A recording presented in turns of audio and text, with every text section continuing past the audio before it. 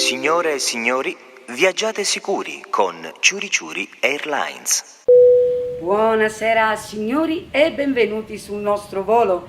A breve vi daremo alcune direttive di sicurezza e di comportamento da seguire durante tutto il viaggio. E ovviamente vi ricordiamo che il nostro non è un volo low cost, ma che per colpa del coronavirus siamo tutte consumate. Prima di accomodarvi vi verrà misurata la temperatura, ma purtroppo siamo sprovvisti di termometro digitale. Quindi calatevi i cavus e mettetevi in posizione e una tessuta asciutta, manco ve l'andronate. Il nostro disinfettante ad alto contenuto alcolico è terminato. I piloti scaggiano per Sambuca e su per tutto. Vi ricordiamo inoltre che una volta seduti non potrete più muovervi per tutta la durata del volo. In caso di bisogno, per gli uomini avemi i papà e le donne troveranno un cato sotto il sedile. Vi informiamo purtroppo che per scarso budget non tutti i posti sono muniti di cinture. Ma con chi due passi va a secca trovati i poltroni.